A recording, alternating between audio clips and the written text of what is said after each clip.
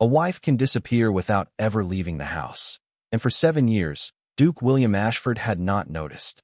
The sentence seemed to breathe through Blackthorne Castle that evening, though no one had spoken it aloud.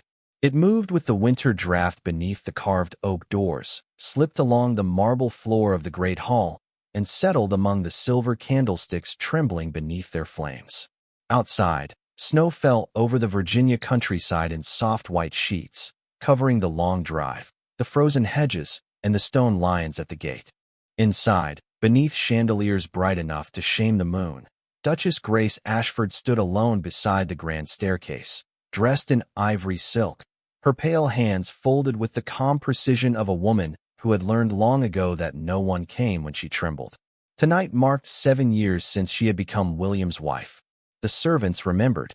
The tenants remembered. Even old Mrs. Bell, the housekeeper, had ordered white roses for the chapel and sugared almonds for the kitchen children. But the Duke of Blackthorne had spent the day in his study behind a locked door, signing estate papers, receiving letters, and forgetting the woman whose name had been joined to his before God and law. Grace had not expected otherwise. Expectation was a flower she had stopped watering years ago. She stood beneath the portraits of dead Ashfords, every one of them staring down with painted pride, while guests murmured behind fans and crystal glasses. They praised the music, the fire, the imported champagne, the dignity of the Duchess. No one said aloud that the Duke had not taken supper with his wife in months. No one mentioned that his chair at the far end of the table looked less empty than abandoned. Grace smiled when required, nodded when addressed, and moved through the room with such quiet elegance that even pity seemed vulgar beside her. Then the footman entered carrying a long white box tied with a silver ribbon. Conversation thinned at once. Grace saw the seal before she touched it. Harper. Count Daniel Harper had arrived in the county 3 days earlier on business concerning the western grazing lands, and unlike most men who entered Blackthorne, he had looked at Grace as if she were not part of the furniture. The footman bowed and offered the box. "For her Grace," he said. A delicate silence opened around her. Grace untied the ribbon. Inside lay a dozen white roses, fresh despite the storm, their petals soft as folded snow. Upon them rested a small card written in a steady masculine hand. "For the woman who has carried silence with more grace than others carry crowns." For the first time that evening, Grace smiled without remembering to hide it. It was not a large smile. It did not invite scandal. It was simply alive.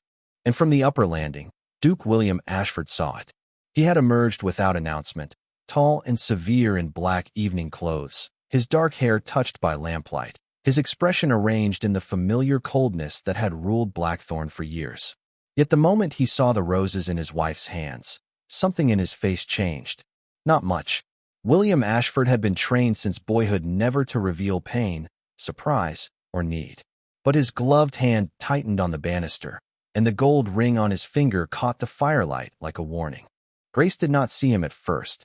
She was looking at the card, at words so simple they nearly broke her. Someone had remembered that she existed. Someone had chosen white roses not because they were expensive, but because she had once mentioned, in a room William had left too early, that they reminded her of winter mornings before the world became cruel. The guests noticed the Duke before she did. Their whispers died so quickly that the orchestra faltered. Grace lifted her head. Across the distance of marble, candlelight, and 7 years, her eyes met her husband's. William looked not at the roses, but at her smile, as if it were a language he had never bothered to learn until another man translated it first. For 7 years, he had given her rooms, jewels, servants, a title, and the cold protection of his name. He had never asked what made her laugh.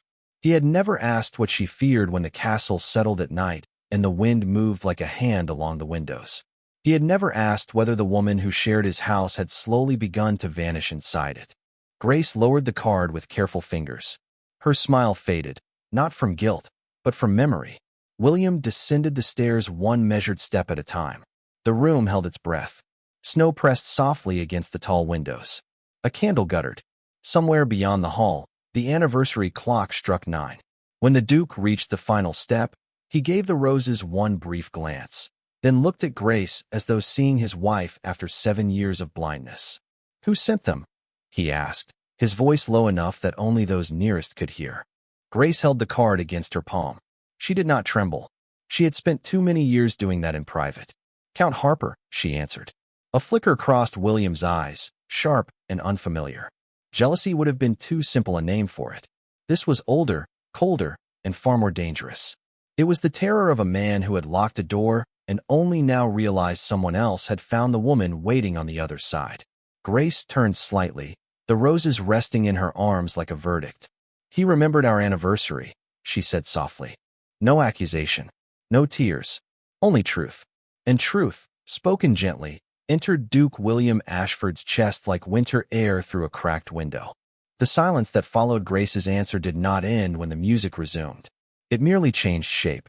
It hid beneath the scrape of polished shoes across marble, beneath the hush of silk gowns, beneath the nervous laughter of guests who suddenly found great interest in their glasses. Duke William Ashford stood before his wife with the stillness of a man confronting a portrait that had moved while his back was turned.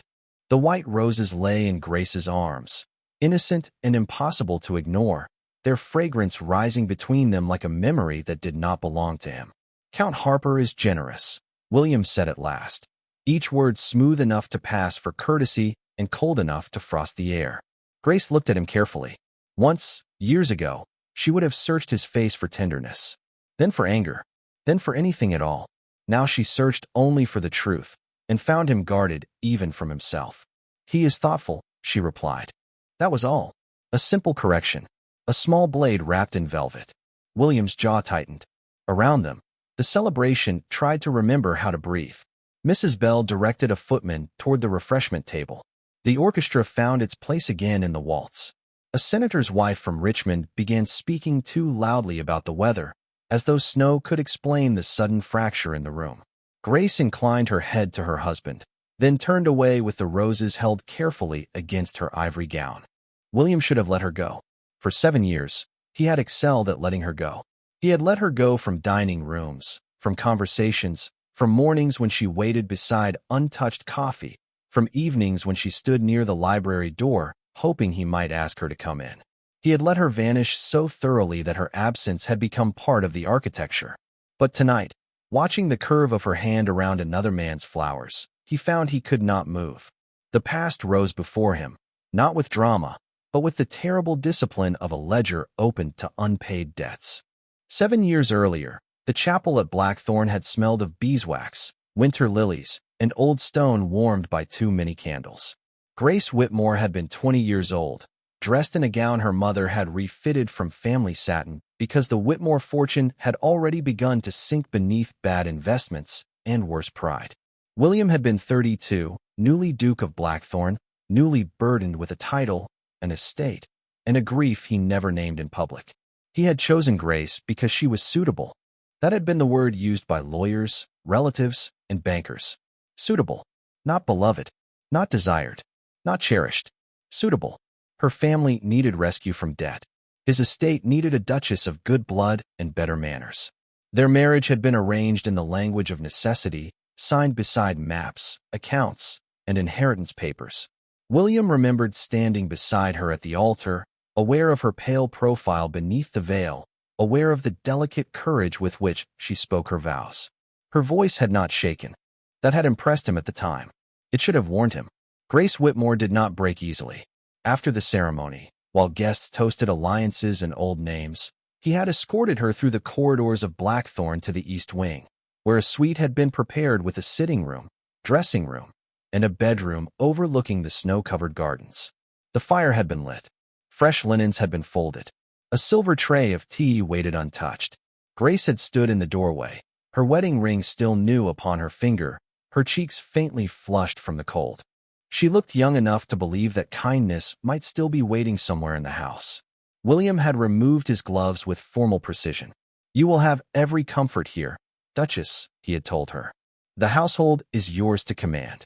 Your allowance will be generous. No one in this county will ever speak of your family's troubles again." She had listened with her hands folded, just as she held them now when pain tried to make itself visible. "Thank you, Your Grace," she had said softly. He had heard the question she did not ask. He answered it anyway, because cruelty was easier when dressed as honesty. "But do not ask me for affection." The fire had cracked in the hearth. Somewhere outside, ice slid from a branch and fell against the glass. Grace had gone very still, not wounded loudly, not dramatically, simply still, as if some small bird inside her had folded its wings. "I understand," she had replied. William had bowed, left her there, and told himself he had done the honorable thing by not giving false hope. He had not understood then that a closed door could be as unforgiving as a lie. Now, 7 years later, standing beneath the chandeliers while his wife carried roses from another man, William felt that old door opening in his memory. He looked across the hall. Grace had reached the side table near the windows. She placed Count Harper's flowers in a crystal vase herself, refusing the footman's help with a faint smile.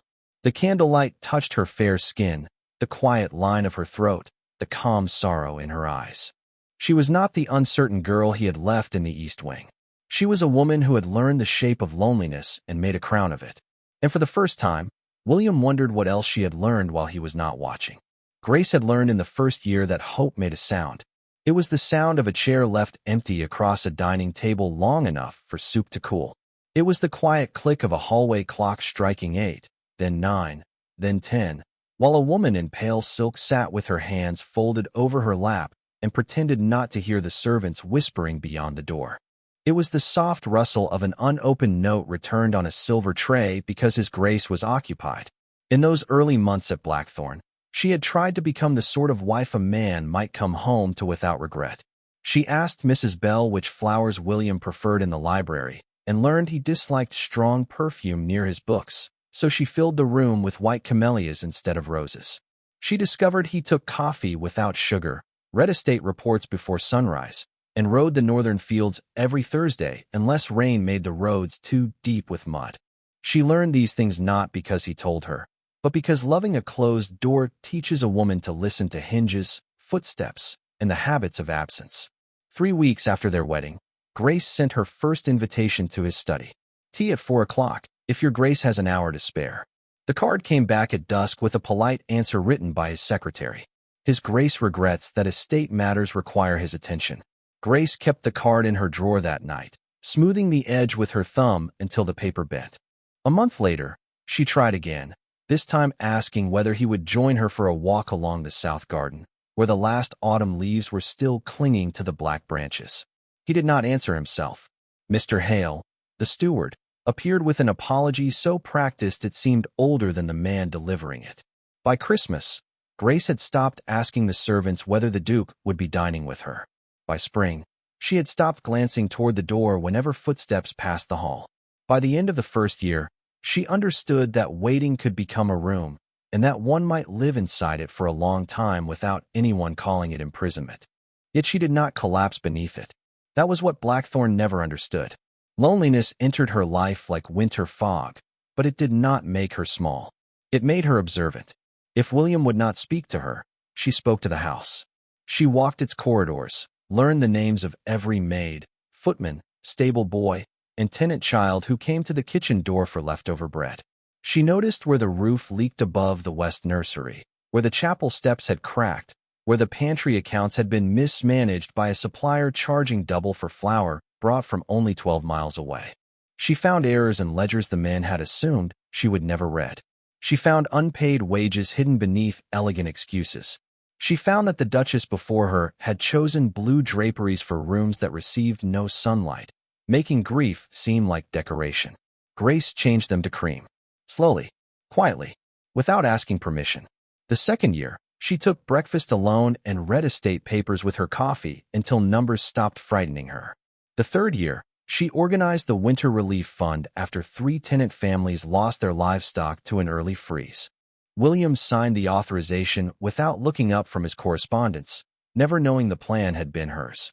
The fourth year, she reopened the small schoolhouse near the East Road and paid the teacher from her own allowance. The fifth year, when a fever moved through the lower village, Grace sent quilts, broth, medicine, and a doctor from Richmond who charged more than was decent, but saved lives all the same.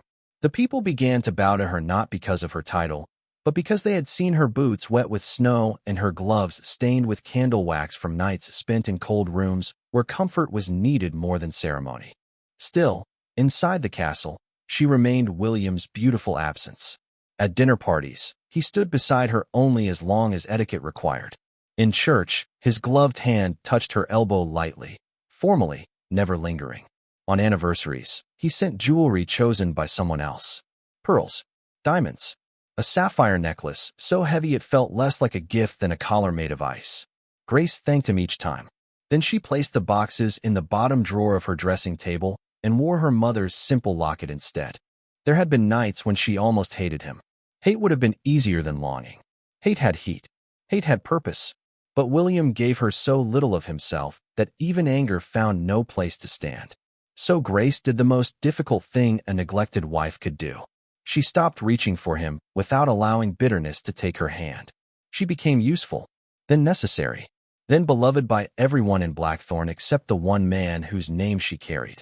Now, in the candlelit hall, as Count Harper's roses opened in their crystal vase, William watched Mrs. Bell approach Grace with warm concern, watched two young maids smile when the Duchess passed, watched an old tenant farmer remove his hat as if she were royalty. He saw, with a discomfort he could not name, that his wife had not spent 7 years fading. She had spent them becoming the heart of a house he had mistaken for his own. The first secret Grace kept from her husband was not born from deception, but from exhaustion. In the second winter of their marriage, when the Potomac wind came hard across the ridges and left Blackthorne's fields silver with frost, Mr. Hale brought her the household accounts with a face carefully emptied of panic. The coal supplier had raised his price again. The lower barns needed repair before the next storm. 3 tenant families were behind on rent because the early freeze had ruined their apple crop. Mr. Hale had intended only to inform her, perhaps to prepare her for the Duke's displeasure, but Grace had taken the ledger from his hands and read every column in silence. "How far is the old mill from the East Road?" she had asked. Mr. Hale blinked, surprised that she knew the property existed. "About 4 miles, Your Grace." "And why is it leased for less than half its value?" He had no clean answer. By morning, Grace had found 6 more mistakes, 3 careless contracts, and 1 arrangement so foolish it could only have survived because no one expected a duchess to understand arithmetic. She did not storm into William's study with proof in her hands. She did not demand gratitude before beginning the work. She simply sat at the small desk in her sitting room, wrapped in a gray shawl, and wrote letters until the candles burned down to shallow pools of wax. By spring, the old mill had a new lease. By summer, the flour accounts had been corrected. By the following winter, the relief fund had enough money to keep every tenant cottage warm through February. William signed papers placed before him, noted the improvement in revenue, and credited Mr. Hale for unexpected competence. Mr. Hale tried once to tell him. Grace stopped him with a glance. "His Grace has enough burdens," she said. It was not mercy, not entirely. Some part of her still feared the humiliation of offering him her usefulness and watching him look past that, too. So she became indispensable in secret. When the west pasture fencing collapsed after a week of rain, she arranged the repairs before the cattle could wander. When the schoolhouse stove cracked, she paid for a new one from the sale of a diamond bracelet William had given her on their 2nd anniversary. When the kitchen roof leaked over the servants' pantry, she found a carpenter from Alexandria who worked honestly and charged fairly. She learned the price of hay, the temper of horses, the difference between a tenant who could not pay and one who would not. She knew which families needed medicine, which widows would refuse charity if it was named too plainly, which children came to church hungry and tried to hide it by singing louder than the rest. Blackthorne began to change under her hands. Not dramatically, not in ways that made newspaper columns. It changed the way a cold room changes when someone remembers to close the window. The chapel steps were repaired. The south garden was replanted with white hydrangeas and winter lavender. The village well received a new pump. The women who worked in the laundry were given better wages after Grace discovered that one of them had been walking 2 miles home in worn shoes each night. She made these corrections quietly, and because she made them quietly, people remembered them more fiercely. To the county, Duke William Ashford remained the master of Blackthorne. To those who lived beneath its shadow, Duchess Grace was the reason the estate no longer felt like a monument to a man's grief. Count Daniel Harper discovered this truth not through gossip, but through accident. 3 days before the anniversary gathering, He arrived from Boston to discuss a boundary dispute near the western grazing lands. Snow had delayed his carriage, and by the time he reached Blackthorne, Grace was in the outer yard with her cloak dusted white, overseeing the delivery of firewood to tenant carts. Daniel stepped down from his carriage and paused, watching as a small boy dropped one mitten into the slush. Grace bent before any servant could move, picked it up, brushed it clean, and tucked it back over the child's hand with a gentleness that made the boy grin despite the cold. "Your Grace," Daniel called softly. She turned, and for one unguarded second, the years fell away. Daniel Harper had known Grace before she became a duchess, before silence taught her restraint, before her smiles learned caution. They had once attended the same summer dinners in Newport, where she had laughed beside open windows and spoken of books, horses, and the foolish courage of young hearts. Now he saw the composure first, the pale elegance, the careful dignity. Then he saw what others missed, the fatigue beneath her eyes, the steadiness earned at too great a cost. "Count Harper," she said, offering her hand. "Blackthorne is honored." He bowed over her glove, but his gaze did not flatter. It witnessed. "I think Blackthorne is fortunate," he replied. Grace withdrew her hand with a faint smile that did not quite reach her eyes. "The estate survives." Daniel looked past her to the waiting carts, the repaired barns, the servants watching her with open loyalty. "No," he said quietly. "It is being cared for." She said nothing. A few snowflakes clung to her fair hair like small white secrets. In that silence, Daniel understood enough not to ask careless questions. And far above them, behind the tall windows of his study, William Ashford stood unseen with a document in his hand, watching his wife speak to another man as if the cold had finally found its way through stone. Daniel Harper remained at Blackthorne for 3 days, and in those 3 days, William discovered that jealousy did not always arrive like fire. Sometimes it arrived as a quiet discomfort at breakfast when another man remembered how a woman took her tea. Sometimes it stood in the doorway of a library while she laughed softly over a line in a book. Sometimes it sounded like a name spoken without fear. "Grace. Not your Grace. Not Duchess. Grace." William heard it first in the conservatory on the morning after the firewood delivery, when he entered through the north doors expecting solitude and found his wife standing among winter citrus trees with Daniel at her side. The glass panes above them were fogged with cold, and beyond them, snow lay over the gardens in smooth white drifts. Inside, the air smelled faintly of soil, orange peel, and damp leaves. Grace held a small ledger in one hand, explaining the cost of repairing the tenant bridge near the creek. Daniel listened with the focused attention of a man who believed her words were worth hearing.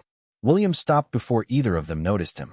He told himself he was observing a business discussion. That was all. Boundary lines, grazing rights, rural drainage. Nothing improper, nothing worthy of concern. Yet his gaze fixed on Grace's face as she spoke. There was color in her cheeks from the greenhouse warmth. A loose strand of fair hair had slipped near her temple. She looked composed, as always, but not distant. "Not with Daniel. You have done more here than most landowners do in a lifetime," Daniel said. Grace glanced down at the ledger. "Necessity teaches quickly." "Perhaps," he replied, "but compassion cannot be taught.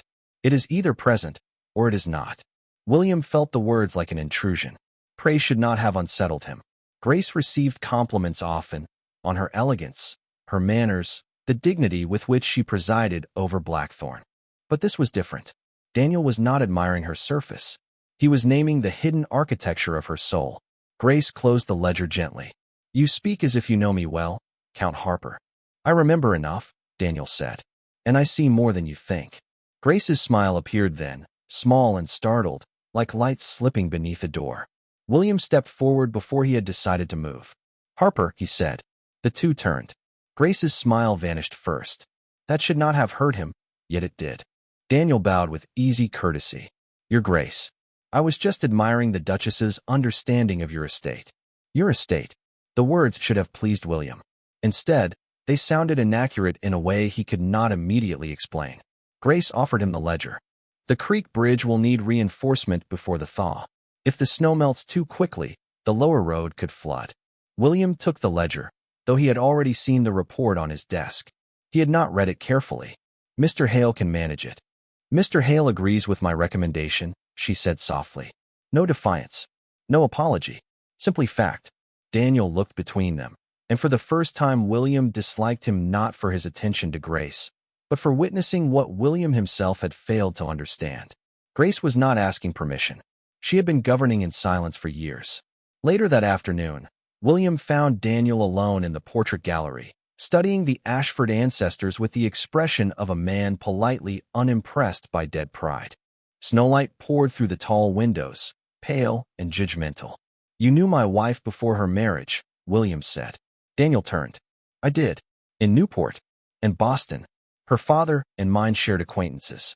William walked past a portrait of his grandfather in military dress. You seem familiar. Daniel's answer came after a pause. I seem respectful. The words landed cleanly. William looked at him. Daniel did not smile. Forgive me if I speak too plainly, Your Grace, but there is a difference. For a moment, the gallery held only the faint creak of old wood settling in the cold. William could have ended the conversation with rank. He had ended many things that way. Yet something in Daniel's calm made arrogance feel suddenly childish. You sent her roses, William said. Yes. On my anniversary. On hers as well. The correction was quiet. Devastating. William turned toward the window. Outside, Grace crossed the courtyard below, her ivory cloak bright against the snow as two village children ran to greet her. She bent to speak with them, listening as if no matter in the world were more urgent. Daniel stepped beside him, keeping a proper distance. When was the last time someone asked what she wanted? William said nothing. The question had no acceptable answer. Daniel did not press it. He only added, a woman may survive being neglected, Duke Ashford. But survival is not the same as belonging. That evening, when the anniversary guests gathered again beneath the chandeliers, William watched Grace from across the room with new unease. She moved through his house with perfect grace, accepting compliments, offering warmth, carrying loneliness so elegantly that most people mistook it for poise. Then Daniel approached her and asked for a dance. Grace hesitated. Only a second. Then she placed her gloved hand in his. The orchestra began a slow waltz. William stood motionless as another man led his wife beneath the candlelight, not too close, not improperly, but with a gentleness that made the room seem to soften around them. Grace looked up at Daniel and listened fully, as if she had spent years in a house where no one spoke to the woman inside her, and now even a simple conversation felt like warmth. William's hand closed around his glass until the stem trembled. Across the ballroom, Grace laughed once, quietly, at something Daniel said. It was a modest sound, almost nothing. Yet to William, it was the loudest accusation Blackthorne had ever made. The waltz ended before William found a name for the feeling in his chest. Applause rose politely through the ballroom, soft as rain against glass, and Daniel released Grace's hand with a bow so measured that no one could accuse him of anything except courtesy. That made it worse. Impropriety would have been easier to condemn. Respect had no handle for William to seize. Grace returned to the edge of the room, her cheeks faintly warm, her eyes lowered not in shame but in thought. The white roses still stood near the windows, luminous in their crystal vase, watching everything like quiet witnesses. William took one step toward her, then stopped when Lady Margaret Ellison crossed his path with the smooth cruelty of a woman who had never forgiven Grace for becoming a duchess above her. Lady Margaret was wrapped in emerald satin and old resentment, her smile bright enough to cut. Your Grace, she said to William, though her gaze slid immediately to Grace. What a touching celebration. 7 years is quite an achievement. Grace turned, already knowing from the sweetness of the voice that poison had been poured. Lady Margaret, she replied with perfect calm. How kind of you to attend. I would not have missed it, Lady Margaret said. A marriage so quiet is a rare thing. Most couples grow dull after a few years, but you and the Duke have managed to become almost legendary. A few nearby guests went still. Daniel, standing several feet away, lifted his head. William felt the air change before he understood the direction of the blow. Grace's hand rested lightly against the back of a chair. Legendary? She asked. Lady Margaret laughed softly. For restraint, my dear. Such dignity. No children to trouble the nursery. No displays of sentiment to embarrass society. No tiresome affection in public. One might almost forget you were married at all. The words fell delicately, and because they were delicate, they reached every corner of the room. The orchestra quieted. A footman froze beside the champagne table. Mrs. Bell's face went pale with anger she could not show. William moved then, but he was too late.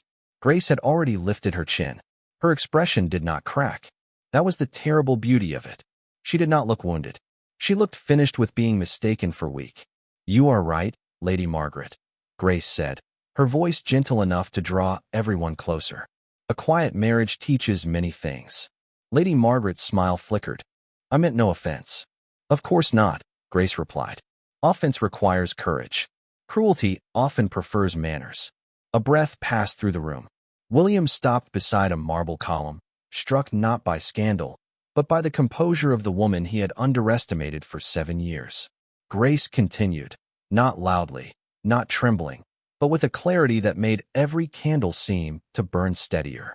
"I have learned that a woman may sit alone at a table set for two and still remember how to feed others. She may sleep beneath a family name that gives her no warmth and still keep its house from freezing. She may be unloved and still remain unbroken." Lady Margaret's face drained of color beneath her powder. No one laughed now. No one whispered. Daniel looked at Grace with open admiration, but William could not look away from her long enough to resent him. Every sentence she spoke seemed to open a locked room in Blackthorne, and inside each one stood a memory he had refused to enter. Empty dinners, return notes, anniversaries delegated to jewelers, a wife sitting across from absence while he congratulated himself for not lying to her. Grace's gaze moved briefly to William. Not accusing. That was almost unbearable. If she had accused him, he might have defended himself. If she had wept, he might have offered comfort and mistaken it for repair. But she only looked at him as one looks at a closed gate on a road no longer worth traveling. Then she turned back to Lady Margaret. "Do not pity me," Grace said softly. "Pity belongs to those who require another person's love in order to have worth." The silence that followed was absolute. Lady Margaret gave a shallow curtsy, murmured something about the heat of the room, and withdrew into the crowd with her victory undone at her feet. Mrs. Bell lowered her eyes, but not before William saw the pride shining there. The old tenant farmer near the refreshment table removed his hat again, though he was indoors and embarrassed by his own emotion. Grace stood alone for a heartbeat, the chandelier light crowning her fair hair, her ivory gown still as snow over stone. She had not raised her voice. She had not asked anyone to defend her. She had defended herself with truth, and truth had made the ballroom bow. William approached at last. "Grace," he said, and her name sounded unfamiliar in his mouth because he had used it so rarely. She looked at him. For the first time in years, he wished he knew how to speak to his own wife. "I did not know she would say such things." Grace's eyes softened, but not with forgiveness. With fatigue. "No," she answered. "You did not know many things." He flinched, though she had not intended to wound him. Perhaps that was why it hurt. Across the room, Count Harper looked away, granting them privacy with more grace than William felt he deserved. Snow pressed against the windows. The roses gleamed white beneath candlelight. Grace placed one hand over the back of the chair again, steady and pale. "Excuse me," she said. "I need air." She walked past him toward the terrace doors, and this time William understood with sudden, cold certainty that a woman did not have to leave a room quickly to be leaving a life. The terrace doors closed behind Grace with a sigh of glass and old wood, muffling the ballroom until the music became a memory trapped inside the castle. Night waited beyond the stone balustrade, cold and white, with snow drifting over the gardens in slow, soundless layers. Grace drew one breath, then another, letting the winter air steady what courtesy had nearly cost her. She had not expected Lady Margaret's words to hurt, not after 7 years. Yet some humiliations did not wound because they were new. They wounded because they named what one had spent years surviving in silence. Behind her, Blackthorne glowed through tall windows, all candlelight, chandeliers, and polished silver. A beautiful house, a respected house, a house that had fed on her quiet and called it grace. She touched the stone railing with gloved fingers and looked toward the dark line of the trees. Somewhere beyond those woods lay the old Whitmore property, smaller now, diminished by debt and time, but still hers in the only way that mattered. It had rooms where no one expected her to be ornamental. It had windows that opened toward morning. For months, she had imagined going there, not dramatically, not in scandal, but quietly enough that society would call it a rest cure, a seasonal visit, a wife's harmless retreat. Only her lawyer knew the truth. Only the letter locked inside her writing desk had dared to say what she could barely whisper to herself. Release. Not revenge. Not disgrace. Release. The terrace door opened again. Grace did not turn. She knew William's footsteps now. She had known them for years, even when they passed her door without stopping. You will catch cold, he said. Once, that small concern would have undone her. Now it felt like a shawl offered after a winter spent outside. I have survived worse than cold, she replied. He came to stand several feet away, respecting the distance because he did not yet know how to cross it. Snow gathered on the shoulders of his black coat. In the dim terrace light, he looked less like the Duke of Blackthorne and more like a man who had discovered too late that power could not summon what neglect had dismissed. Lady Margaret had no right to speak to you that way. Grace looked at the gardens. Many people have spoken to me that way. She was only careless enough to do it near you. William's silence deepened. Why did you never tell me? The question escaped him before pride could polish it. Grace turned then, and the calm in her face was worse than anger. Tell you what, William? That your wife was lonely? That the county laughed behind lace fans? That servants pitied me while pretending not to? That I stopped waiting for your footsteps because waiting had begun to feel indecent? His name, spoken plainly, struck him harder than any title withheld. I would have listened, he said, but the words faltered the moment they left his mouth. Grace heard the weakness in them. So did he. No, she said softly. You would have been courteous. There is a difference. Snow fell between them like sifted ash. For the first time, William did not defend himself. He looked down at his hands, at the ring he had worn for 7 years without understanding the weight of it. Harper listens, he said, and hated how small the words sounded. Grace's eyes narrowed with sadness, not guilt. Count Harper remembered I was alive. Nothing in the night moved. Even the wind seemed to hold still. William felt that sentence enter him and find every hollow place he had mistaken for strength. Is that why you smile for him? He asked. The question was too raw, too human, and beneath it lay the first honest fear he had shown her in all their marriage. Grace breathed slowly. I smiled because he offered kindness without requiring me to earn it. He took half a step closer, then stopped. And what does he want from you? Less than you took. William recoiled as if the words had opened a door beneath his feet. Grace regretted the pain of it, but not the truth. She was tired of softening facts until they could be swallowed by the men who created them. He looked toward the ballroom windows, where their guests moved like shadows behind gold light. Have I lost you, Grace? It was the first question he had asked that mattered. For a moment, the answer rose in her throat, simple and devastating. Then she thought of the letter upstairs, folded beside 7 years of unsent words. She thought of the lawyer in Richmond who would arrive after New Year's if she sent the final instruction. She thought of mornings lived without dread, nights without listening for footsteps that never came, a life where her name belonged to herself again. You cannot lose, she said, what you never held.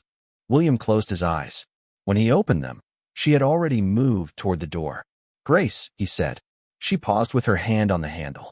There is something you should know before tomorrow. His voice was low. What happens tomorrow? She did not look back. I begin telling the truth on paper. Then she left him on the terrace with the snow, the silence, and the first terrible understanding that his wife had not merely been hurt. She had been preparing to leave with dignity. Grace did not return to the ballroom. She crossed the upper corridor with the quiet steadiness of a woman who had already wept every tear years before and now possessed only purpose. Behind the closed doors below, music resumed in uncertain fragments, but it no longer belonged to her. Blackthorne Castle stretched around her in corridors of stone and candlelight, familiar as a wound pressed beneath silk. She passed the portrait gallery, the locked blue parlor, the window seat where she had once waited through an entire rainstorm because William had promised, through his secretary, that he might walk with her if business allowed. Business had not allowed. It rarely had. In her sitting room, the fire had burned low. The walls were cream, not blue, because she had changed them herself during the 3rd year when she realized sorrow did not deserve to choose the color of every room. On the desk lay the letter. Heavy paper, careful handwriting. No blotches. No trembling lines. Her lawyer in Richmond had helped her shape the language so society could call it a private arrangement and not a scandal. She would leave Blackthorne for the Whitmore property after New Year's. Her allowance would be reduced. Her title would remain in public.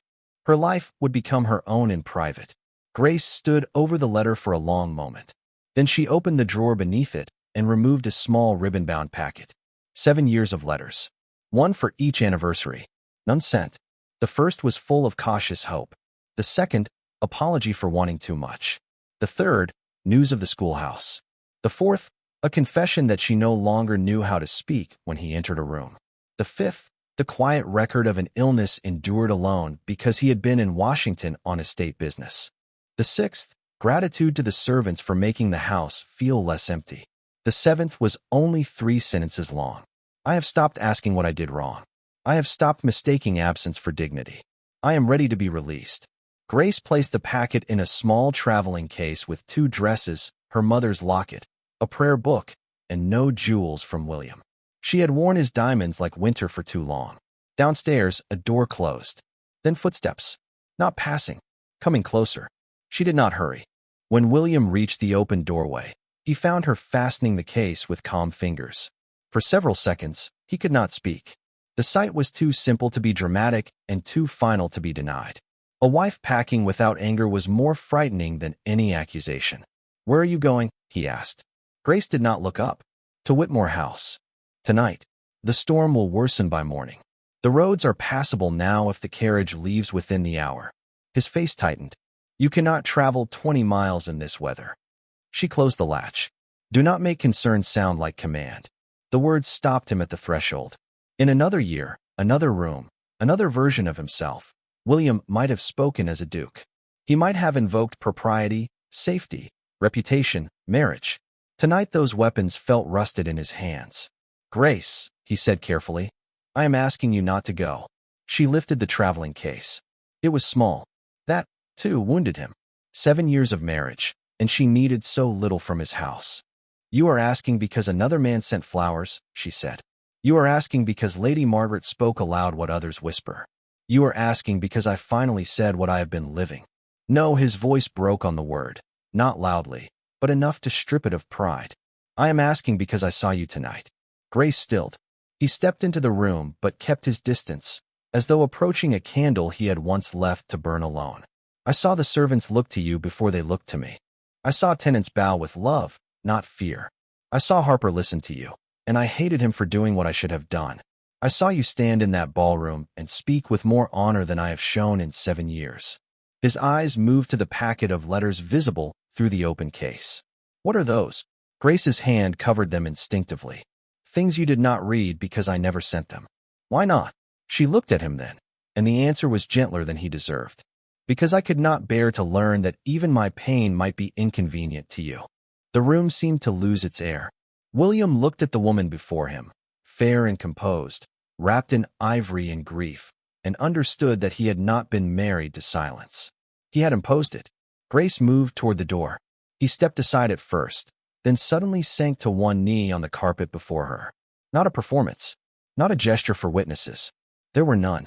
Only the dying fire, the little case, and the woman he had failed to cherish. Grace stopped as if the floor had vanished beneath her. William bowed his head. "I have been your husband by law," he said, his voice rough with shame. "Let me become worthy of being chosen by you." She clutched the handle of the case.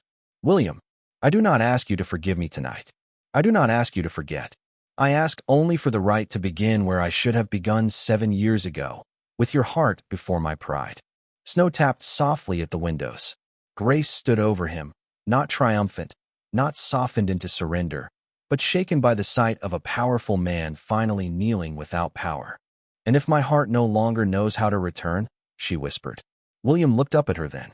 "Then teach me how to wait without making waiting hurt you." For the first time that night, Grace's composure trembled.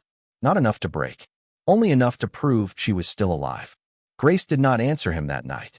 She did not place her hand in his, did not unpack her case, did not offer the mercy of a sudden forgiveness simply because he had finally learned the shape of remorse. Instead, she stood before him in the low firelight, pale and trembling only at the edges, and said the bravest word a wounded heart can speak. Wait. William bowed his head as if she had granted him a kingdom. She left the traveling case beside her desk, not as surrender, but as a reminder. Then she placed the ribbon-bound packet of letters into his hands. Read them, she said. All of them. Not tonight as punishment. Not tomorrow as proof. Read them because they are the years you missed. He took them with the care one might give to something sacred and already broken. Grace went to the adjoining sitting room and closed the door. Not locked. Closed.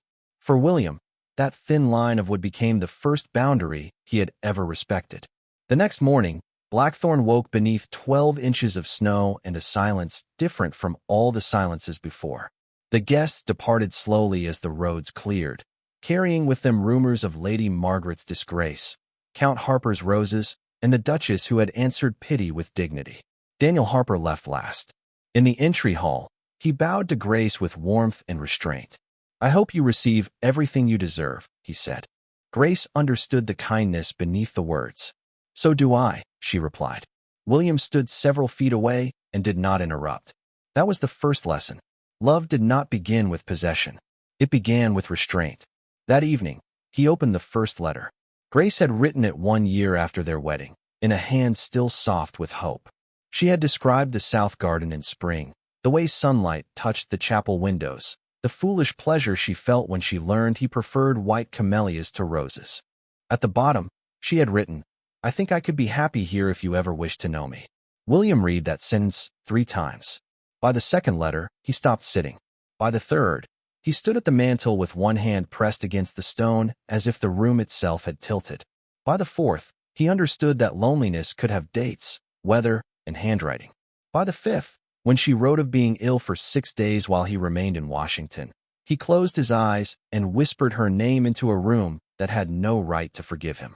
He did not go to her afterward demanding comfort for his guilt. That was the second lesson. Remorse was not a burden to place back in the hands of the person one had wounded. So William changed where words were too small. He appeared at breakfast the next morning and asked, not assumed, whether he might sit with her. Grace looked at the chair across from her, then nodded once. He did not fill the silence with apologies. He asked about the schoolhouse stove, the creek bridge, Mrs. Bell's nephew who wanted work in the stables, the widows who refused charity unless it came disguised as employment. He listened, truly listened. Outside, winter loosened its fist by inches. Over the following weeks, William walked the lower village beside Grace in boots muddied by thawing roads. He learned the names of tenant children who already knew hers. He signed wage corrections without being prompted. He reopened the West Nursery not for heirs, not for appearances, but because Grace said the light there would be good for a sewing room where village girls could earn money through winter. He sent no jewels. Instead, he returned the sapphire necklace to the safe and asked what she wanted done with the money it could bring. Grace answered, repair the mill roof. He did. The county noticed, of course. Society always notices a man changing after it has profited from a woman's silence. Lady Margaret sent an apology written in phrases too pretty to be sincere. Grace read it once and used the paper to light the morning fire. Count Harper wrote from Boston in March, enclosing a business document and a single line. May kindness find you without asking permission. Grace smiled when she read it, then placed the letter among ordinary correspondence. William saw her smile. This time, he did not fear it. That was the third lesson. A wife was not proven faithful by having no world beyond her husband. She was honored when he stopped trying to be the whole of it. Spring came softly to Blackthorne. Snow retreated from the hedges. The creek swelled beneath the repaired bridge.